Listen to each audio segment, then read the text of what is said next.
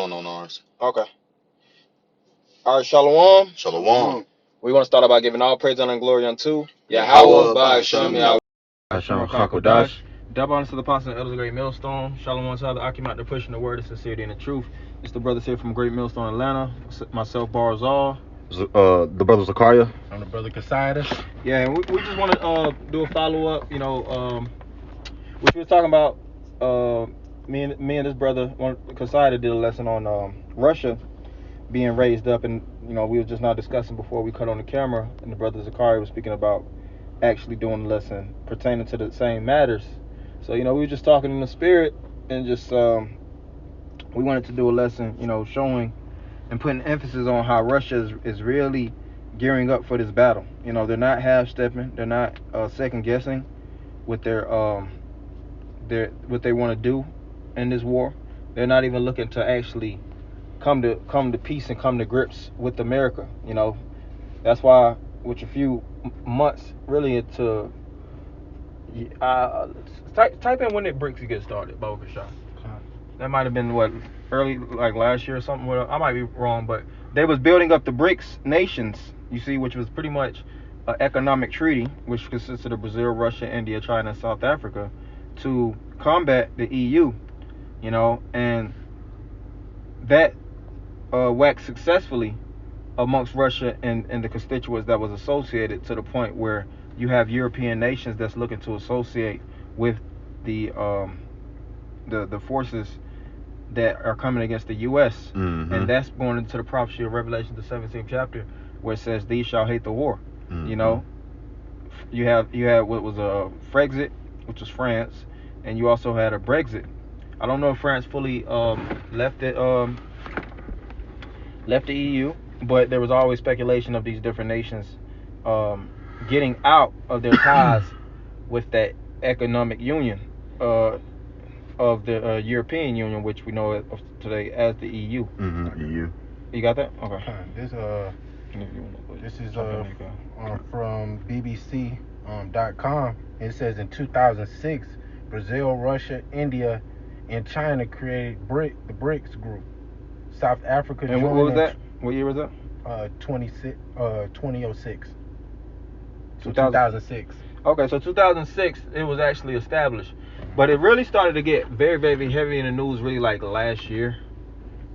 Sometime, I remember us brothers were speaking very, very heavily on it, about how they pretty much have all their pieces aligned to come aggressively against the United States. Mm-hmm.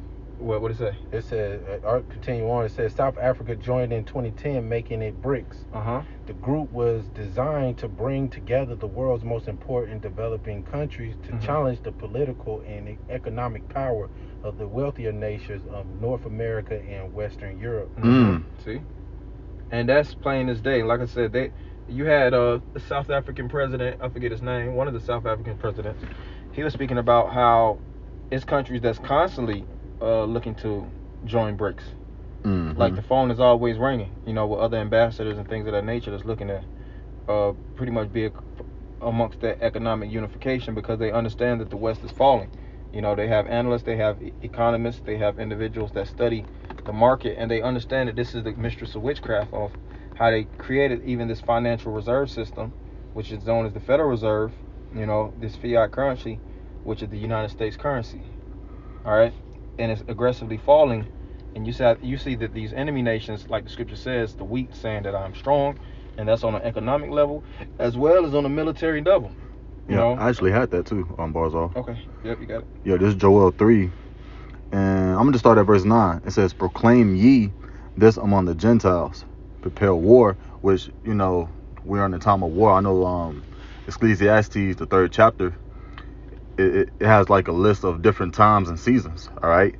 And we're in the time and also the season of war, okay?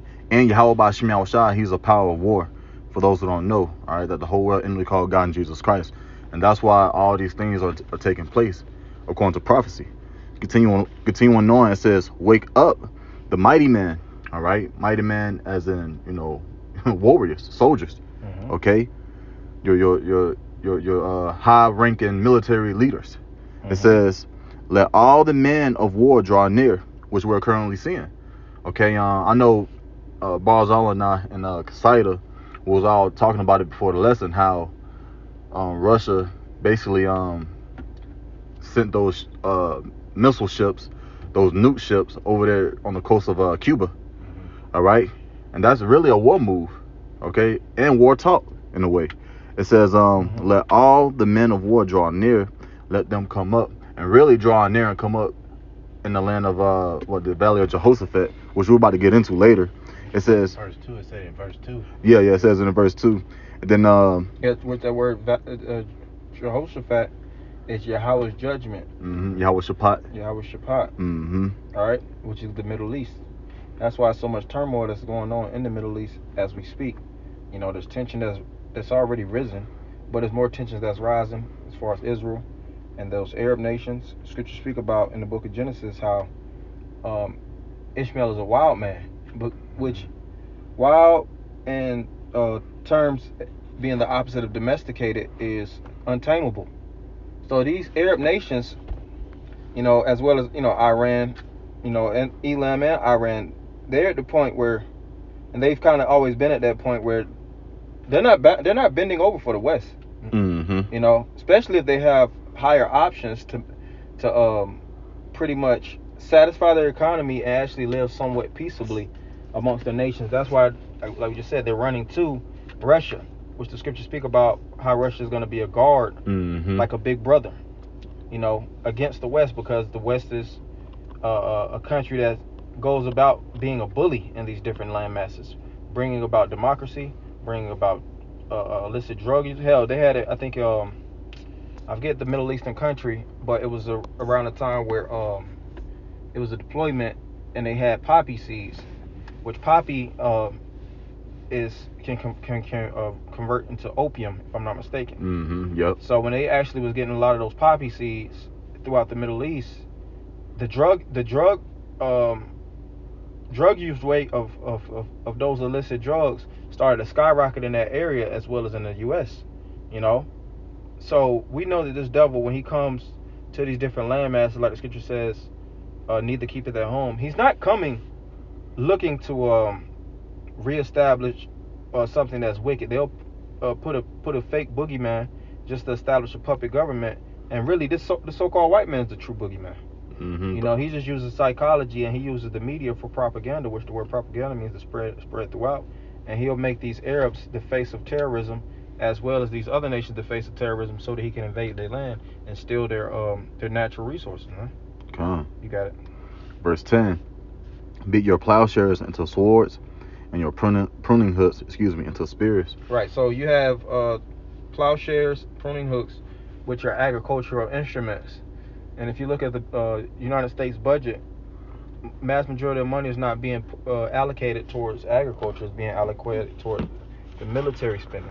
You know, a lot of the budget, taxpayers' dollars, is not being geared towards feeding them with more nutrition. It's to elevate their hypersonic missiles, and that's really with all these nations. All these nations, their biggest budget is towards the military. Yep. You know, and the budget is going to get wider because war is on the horizon. It takes a lot of time to create this ammunition.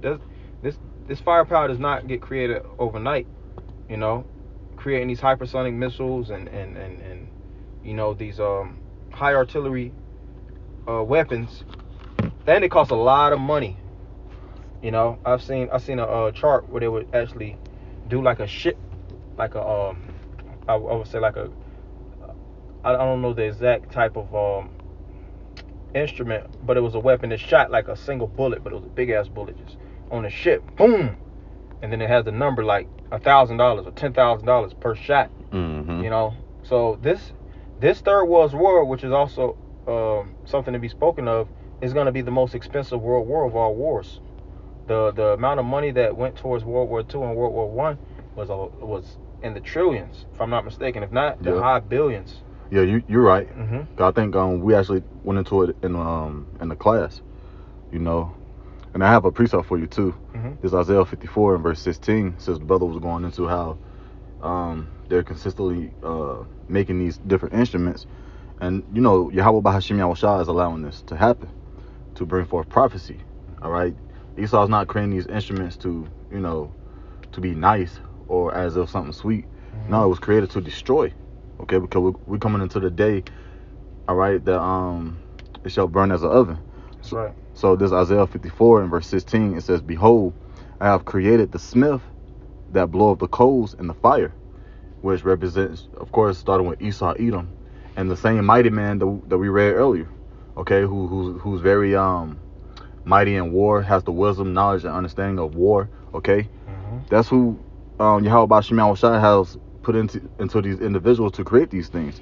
Continuing on, it says, "And that bringeth forth an instrument for his work, which is the will of the Yahweh Shema Shai, and I have created the waster to destroy." So there it is right there. It's just to destroy. You know, once all these different nations come together, which we was getting into in Joel the 3rd chapter, once they come together, they're going to lay waste this place, destroy this place. Yeah, that's why a few years ago the movie Oppenheimer came out with Robert Oppenheimer when he let off the atomic bomb. He said, "I've created death."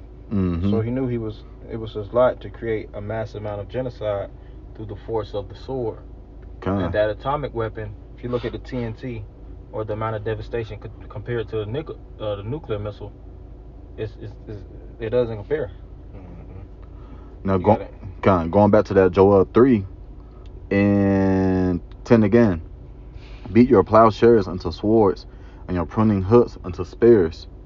It says, "Let the weak say, I am strong," because once upon a time ago, even throughout history, all right, you can clearly see that some of these other nations that's now rising up and coming against America, once upon a time ago, they was weak. All right. As years progressed, as things got more advanced, and really through the spirit and power of Yahweh Shema Shai, these other nations have joined together and they created something, and now they're saying, "I'm strong," to go against who? Babylon the Great, man. Yeah, the Lord is mobilizing these nations. You know, and He's giving them enhancements. You know, He's really kind of dealing with the scientists. You know, to come out with more innovativeness. You know, to build their weaponry. You know, all for the sake of destroying America. Come. You got it. Verse 11, "Assemble yourselves and come." See, it's a great assembly for war. Okay, "All ye heathen, and gather yourselves together round about. Thither cause thou mighty ones to come down, O Lord Yahweh. Let the heathen be wakened, and come up to the valley of Jehoshaphat," which we went into earlier, Yahweh Shaphat, Yahweh Judge. It says, "For there will I sit to judge all the heathen round about." Okay, that's what you call the day of Armageddon. That's what you call that war of heaven, that happened in heaven. All right, it's not no mystical story about Satan coming down and, you know, gathering up the other angels that joined along with it. It's not about that. That's a fable. That's a delusion, all right? Cunningly devised fable. Yeah, the whole reality is it's going to be an actual war, which is going to be called World War III. When those chariots come back, all right, started with Yahweh Shai, all right, those chariots that, you know, individuals individually call UFOs, those are the chariots of Yahweh Shema Shai. And they're going to be ready to go against Esau, Edom, starting with Esau, Edom, the main enemy. You're going to put in straight damage. Right. I got a few more. That's pretty much the point on that. We could go into that Revelation. Oh, you got the Revelation 3. Kind of, I can grab it. What else you was about to say? The sickle. Yeah. Oh yeah. We could go into that. Yeah, cause matter of fact, yeah, going back to were you in it again? You talking about me? Yeah, that verse. I believe verse 12. I ended off on verse 12. Right. Oh yeah. Verse 13. Salakia. We could get that. Yeah. We'll read 13 and 14. Okay, yeah, kind of Salakia. Joel 3 and 13. "Put ye in the sickle, for the harvest is ripe. Right. Come, get you down." Yeah. So the sickle, which that's the same instrument that the reaper used, like people know it's the Grim Reaper. And that's a cutting instrument, because in the ancient world you would actually use a sickle for chopping during the time of harvest. All right.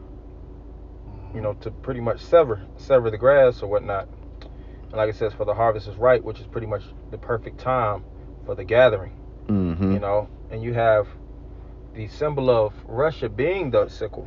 You know, and Russia is going to be that nation that's going to do a lot of cutting, man. You know, starting now, the casualties of Ukraine is not going down; it's constantly going up, and that's their own people. You know, so how much more with the scriptures speak about even Satan's house being divided against itself? Because the Russians are Edomites too. You know, how can it stand? The Western Edomites against the Eastern Edomites, and it's going to lead to a what they call a nuclear fallout, you know, or a nuclear holocaust. And the only ones that's going to rise from the ashes of this hell is the elect. All right, we're going to be the ones that's going to be delivered from this. Like scripture says, the sad perils. You got it. Up. Continuing on, it says, for the harvest is ripe. Come, get you down, for the press is full. The fats overflow, for their wickedness is great. Yeah, and there's going to be the scripture speak about a sacrifice in Basra. Yeah, in Basra. Yep, and that's talking about Esau. It's going to be a major sacrifice. And Esau, he takes the image of the goat, you know, which the goat is the perfect one of the animals that were to be sacrificed. You know, in the ancient world, you even have a scapegoat, which it was a form of sacrifice, but they wasn't actually killed. They would put all the sins upon the goat, and they would cast the goat out, and that would pretty much bear the sins of the nation. You know, but Esau being that sacrifice, you know, well, Esau being that goat, he's gonna be the one, like how people, he's likened unto a goat. You know, pursuing even Matthew, was that the 25th chapter, if I'm not mistaken? Where the Lord shall sever the lamb from the goats. That's the righteous from the wicked, and Esau represents the wicked. You know, and he's gonna be cast out into outer darkness, and he's gonna be burned, like our Apostle R said, Gehenna style. You got it. Verse 14. Multitudes in the valley of decision. For the day of the Lord Yahweh is near in the valley of decision. Yep, the valley of decision, which is in the Middle East. Yep. You know, and that's judgment. You know, judgment day as we know it is looming. That's why every time you cut on the news, there's all kind of situations. Speaking of these major nations, and they're not coming into allegiance. Even if it don't matter what party comes into office, whether it's Democrat or Republican, no matter how many type of ambassadors they have that's trying to relinquish attention, the Lord is going to force their hand upon these nations to lock horns. Yep. You know, the Lord has already pretty much severed the space of reestablishing that relationship. That's why Russia has officially called America an enemy. Yep. All right, so you got it. Con, that was it. Then you got the sickle. Yeah, I had a sickle. I had a what it means for the Russian, and as well what it means, and as well as the symbol of it. So it says, what does the Russian sickle mean? The hammer and the sickle, communist symbol representing proletarian solidarity between agriculture and industrial workers. It was first adopted during the Russian Revolution at the end of World War I. The hammer represents workers and the sickle represents the peasants. It says, what does sickle mean? An agricultural implement consisting of a curved metal blade with a short handle fitted on a tang. The cutting mechanism, as of a reaper combined or mower, consisting of a bar with a series of cutting elements. Yeah, and that's really the main point. It's a cutting instrument in terms of agriculture. It also has because agriculture is written all throughout the scriptures, right? And it likens us as agricultural pieces. That's why the scripture says, "Let thy grape be kept." You know, and how the Lord is going to pluck us out of this earth if the Lord willing with those men. You got it, bro.